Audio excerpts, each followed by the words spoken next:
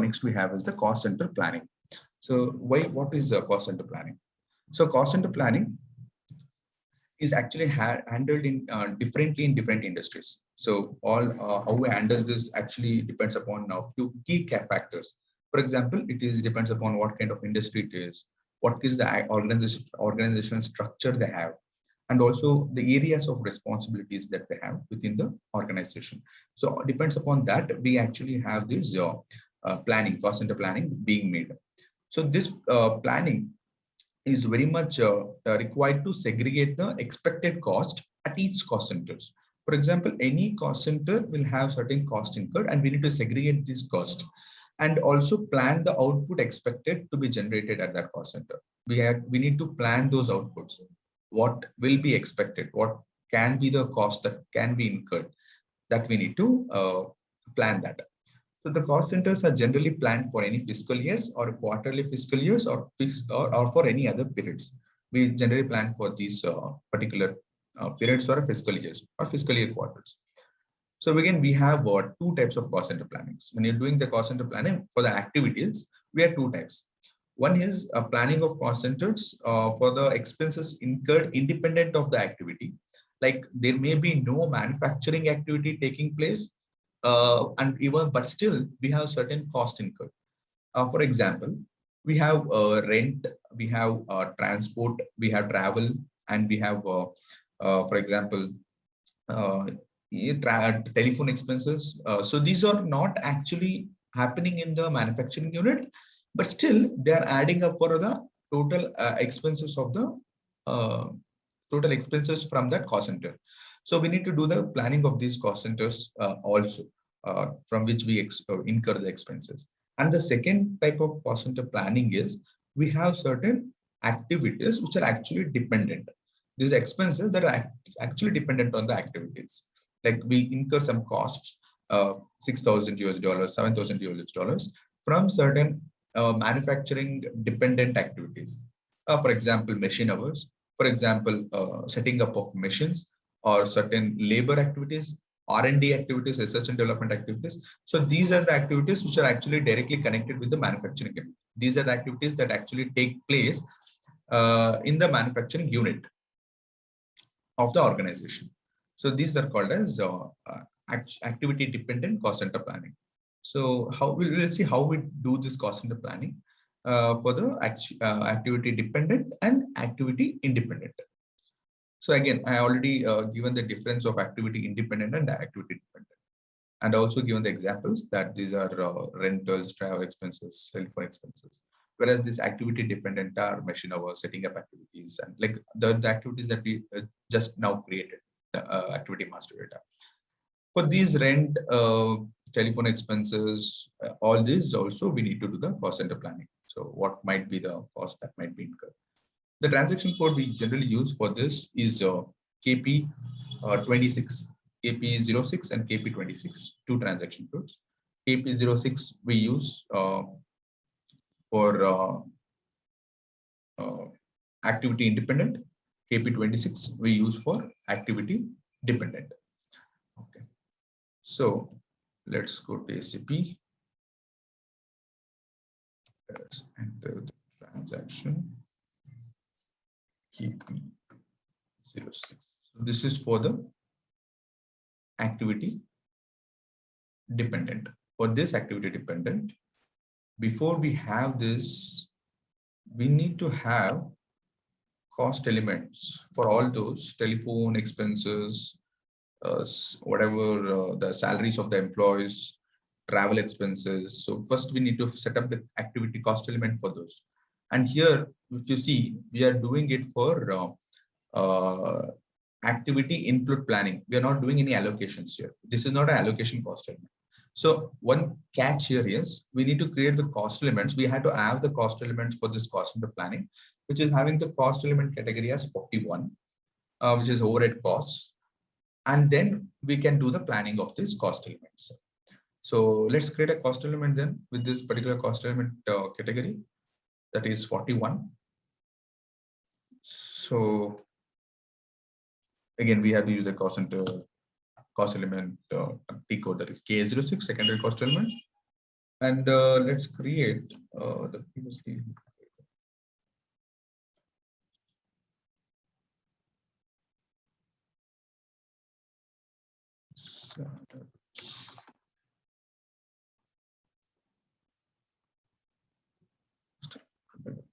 P1. Okay. Here we have to record this quantity. What is the hours? And here default account assignment. We have to specify the cost center, not required. So we'll do this later. If this is connected with this cost element is related to any cost centers, like for example, for all the activity dependent planning, we all do it for a production cost center, or maybe any cost center that is like R&D cost centers. Like for certain cost centers, we do the cost center planning. For that activities, we all require all the cost elements to be assigned to certain cost centers. Okay. So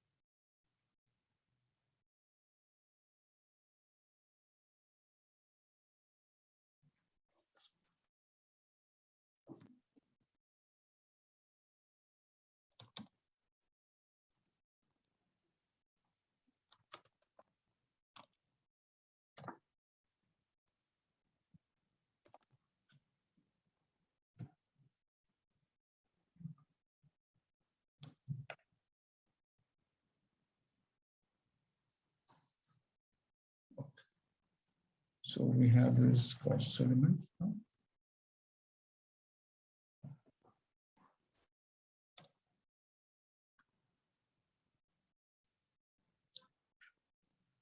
The version should be 0.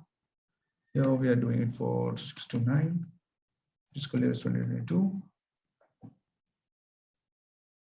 So the cost center to be used for this, let's see that we do not have a cost center created. Let's create a cost center to it. 1. Sorry.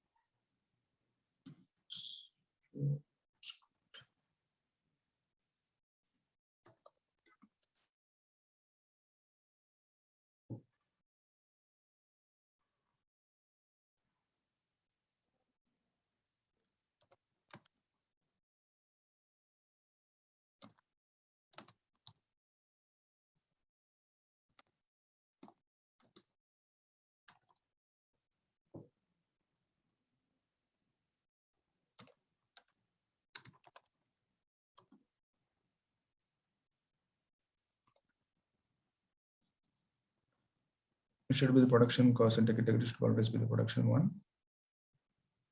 So one, yeah, it's production area. That's like this. As you know that we have when we are creating this cost center standard hierarchy, we create a number of hierarchies, like for the manufacturing unit, non-manufacturing units, all those stuff. So that hierarchy we have to select to which hierarchy this particular cost center belongs. And under these cost centers, we have multiple cost elements to which we actually post the expenses. So here, business area.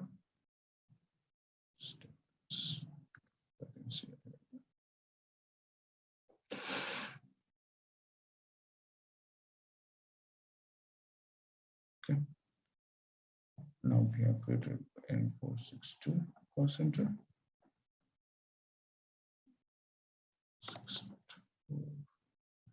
Let's enter the cost elements.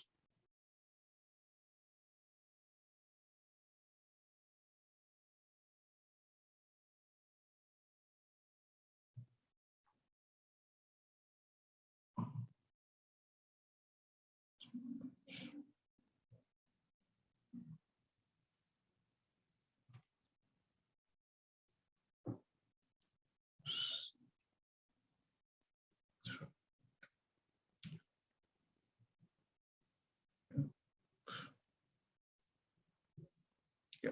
So here we have the cost elements.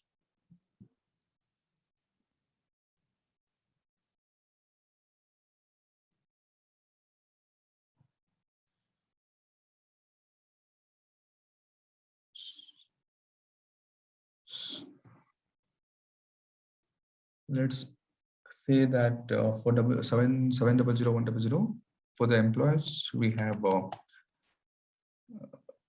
10,000 as the expenses.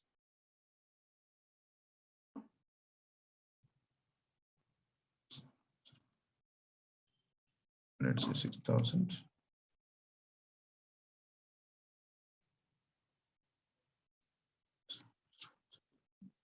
Just 3,000.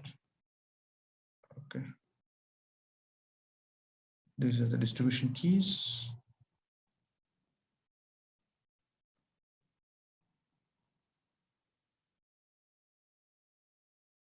Okay. Yeah. So we have created this. Let's check again. Yeah. You can see that we have the for the cost element this we have unit of measure as hours, and this is quantity measured. When we are creating the cost element, we actually recorded the quantity, so this is selected as record quantities. And here you can see that whatever the fixed cost that we have planned is 10,000 for this cost element, 6,000 for the second cost element, and third 3,000 for the cost element due to telephone expenses. And the total we have the total expenses planned for this, total cost that's planned for this is 19,000. We get this information from this. So this is how we're doing the cost center planning for the activity independent. These are not dependent with respect to the activities. So that is the reason we are not giving any activity types here. If you see, we are only giving the cost elements because we are doing the planning only for the expenses incurred, but not related to activities. But then we have something that we need to do for activity dependent, because we have certain activity types created. And for that, we need to use the transaction code KP06, KP26, sorry, KP26. Okay.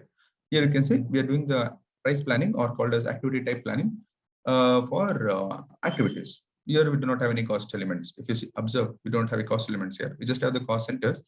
And this we are always doing it for certain production cost centers or any R&D cost centers. And there R&D cost centers means, again, they should be available in the cost center scenario. Sorry, cost center standard hierarchy that we create generally in the beginning when we created the cost center hierarchy. We had to create one cost center hierarchy for the R&D or production, and then under that we need to have multiple activity types created. Those activity types we already created, those activity type master data, and now we need to create now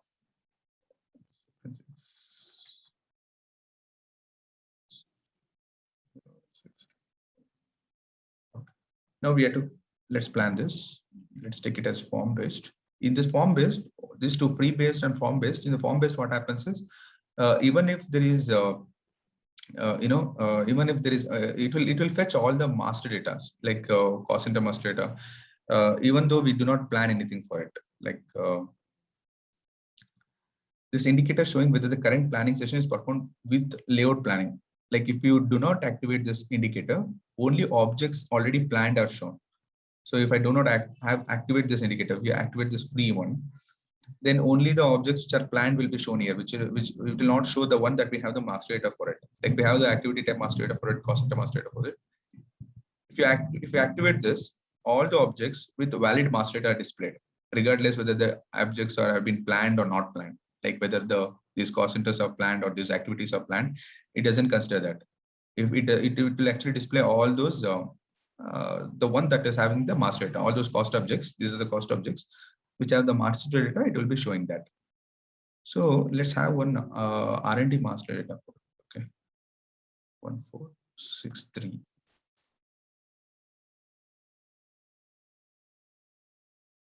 Let's create it as R&D, because we actually plan all the activity dependent cost elements, sorry, cost planning for the R&D cost centers only.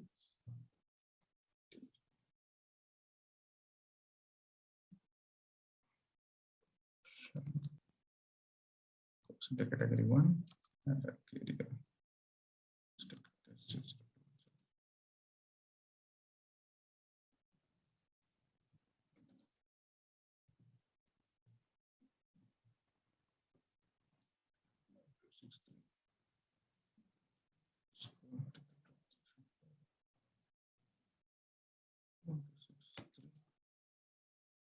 We have the activities already which is created, that we created with the cost element category 1, right? That is, sorry, 41. That is for the overhead cost. That is what we need to use here for all the cost center planning for the activity dependent.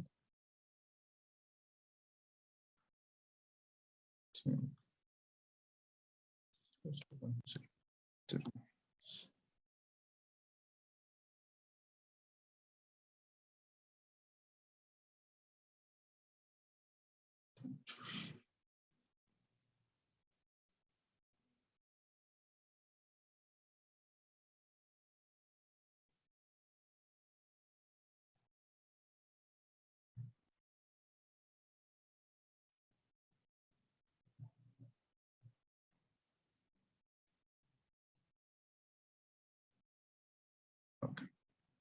So 101, 102, 103.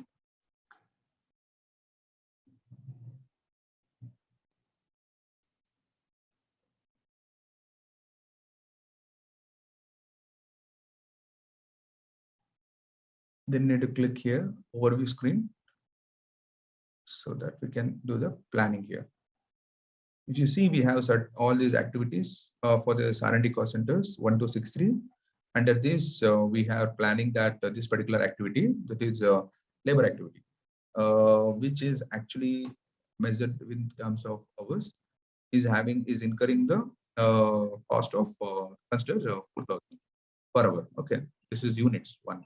So per hour we are actually incurring 4,000, and then we have machine setup activity, which is incurring us 2,000 per hour, and then we have cutting activity, which is costing us 3,000 an hour. Okay, and just try to save this. So this is how we are actually setting up rates for those activities. In next, when we are doing this product costing, and when we are trying to actually also doing this costing sheet, when you're doing this creating this costing sheets, when you're using this activity types, these activity types are already allocated with these many rate types, like whatever the rate type that we're actually planning right now, they will be already allocated. So whatever that we are doing right now is just the prerequisites when we are doing this costing run or the creating the costing sheets. And why we need to do this costing sheets? Because we need to calculate all the overhead costs. Like these are the overhead costs only for these telephone expenses or maybe for the machine hours, right? Like that, we have multiple costs that is incurred, and we need to calculate all those overhead costs which are categorized as overhead cost. That we need to calculate. For that, we need to have all these rates which need to be planned. So that rates will plan in the cost center planning, and that cost centers will be either a R&D cost center or a non-manufacturing cost centers or any other cost centers. In the cost centers, we have secondary cost elements. Why? Because we need to allocate these costs internally. If we are doing that internal allocation of cost, we are creating the cost element category as 43. But when you are actually calculating the cost, when we are actually planning the cost, we are creating the cost elements with cost element category 41, overhead costs. So here, let's see. We can see that total cost, planned fixed cost, the planned activity rate will be 9,000 for this R&D activity. So that is what we are expecting planned. And once we have this actual then we'll be able to find out what is the variances. Okay. So this is about activity planning with activity dependent planning and activity independent planning. Okay. So